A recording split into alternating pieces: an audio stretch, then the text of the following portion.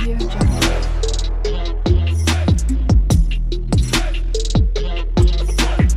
Audio Jungle.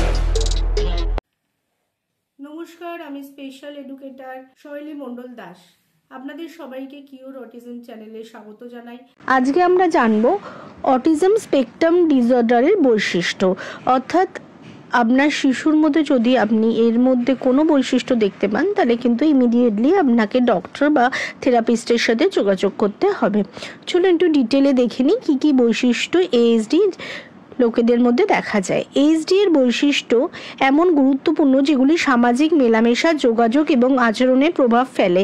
এই বৈশিষ্ট্যগুলি ASD এ থাকা ব্যক্তিদের মধ্যে ভিন্ন ভিন্ন হতে পারে।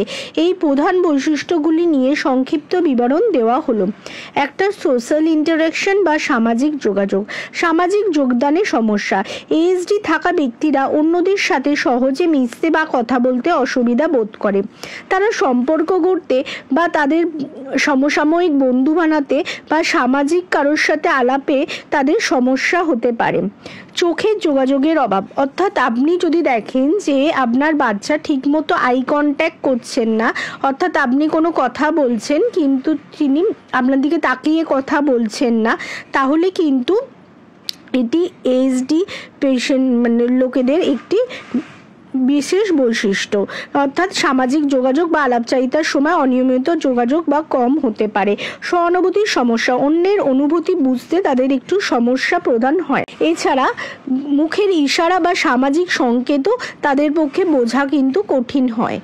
থিওরি অফ মাইন্ডের সমস্যা, অন্যরা কি বলতে চাইছে বা অন্যদের কি চিন্তা বা বিশ্বাস বা দৃষ্টিভঙ্গি, এগুলো কিন্তু এএসডি ব্যক্তিরা বুঝতে পারে না। যোগাযোগ, এএসডি আক্রান্ত ব্যক্তিরা দেরিতে কথা বলতে শেখে, ফলে তারা অনেক শব্দই বলতে পারে না। তাদের বলা কথায় স্বাভাবিক উচ্চারণ ওঠানামা করে। নিজেদের চিন্তা ও মনের ভাব প্রকাশ করতে অসুবিধা হয়। কেউ কেউ একই শব্দ বারবার বলতে থাকে, আবার কেউ ঠিক করে কথাই বলতে পারে না তাদের বয়স অনুযায়ী। কন্টিনিউয়াসলি হাত পা নাড়তে থাকে বা ইশারায় ইঙ্গিতে তাদের ভাবভঙ্গি বোঝাতে পারে না।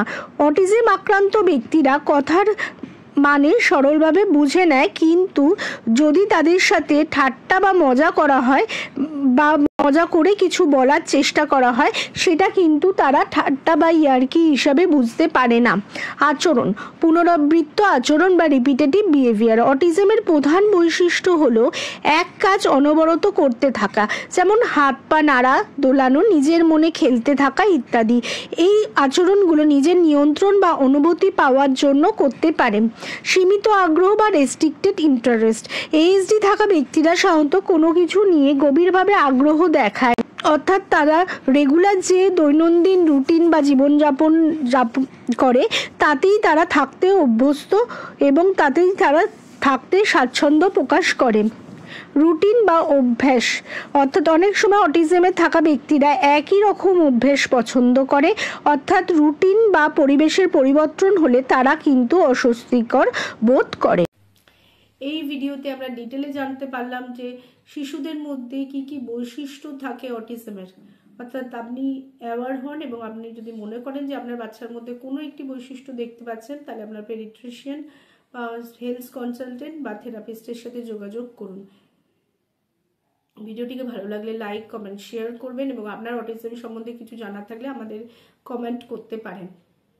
আমাদের কিন্তু বিভিন্ন থেরাপি চালু আছে, যদি কেউ যোগাযোগ করতে চান স্পিচ থেরাপি, অকুপেশনাল থেরাপি বা এবিএ থেরাপির জন্য, তাহলে কিন্তু স্ক্রিনে দেওয়া নাম্বারে যোগাযোগ করতে পারেন।